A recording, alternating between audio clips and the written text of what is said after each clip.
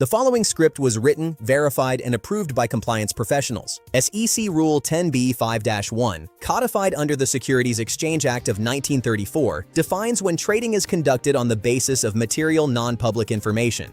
It establishes the conditions of an affirmative defense available to persons who trade pursuant to a binding contract, written plan, or standing instruction. This defense is only available if the plan was adopted at a time when the person was not aware of any material non-public information.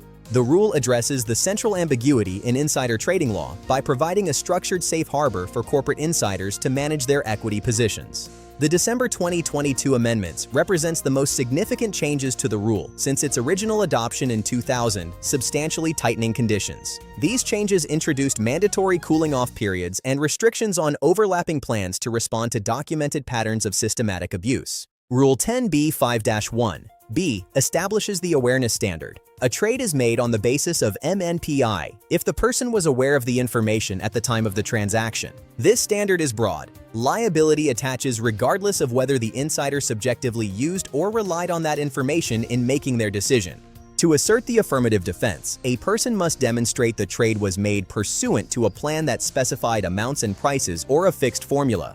For directors and Section 16 officers, trading may not commence until the later of 90 days after adoption or 2 business days after financial disclosure. For all other persons who are not directors, officers, or issuers, trading may not commence until at least 30 days after the plan's adoption. Directors and officers must now include a representation certifying that they are not aware of any MNPI and are adopting the plan in good faith. Furthermore, persons other than issuers are generally prohibited from entering into new plans if they have an outstanding plan for the same class of securities. The amendments also limit single trade plans. Reliance on the affirmative defense for a single trade is permitted only once per rolling 12-month period.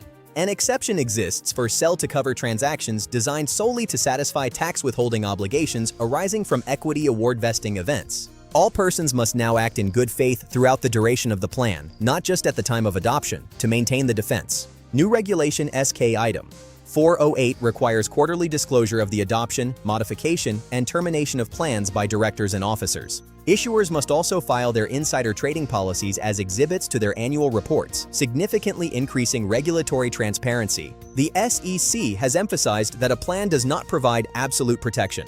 Enforcement actions targeting plan integrity and bad faith cancellations have increased. For professional examinations, remember the awareness standard. Possession of MNPI equals trading on the basis of that information. Ensure you retain the cooling-off durations and the requirement for director and officer certifications, which are now central testing topics. Rule 10b-5-1 was last amended December 29, 2022. No further amendments are pending as of June 2026. Visit our website for more professional resources. Visit www.financialregulationcourses.com for SIE and Series 7 preparation, industry terminology, and career tools designed to help you secure and advance your role.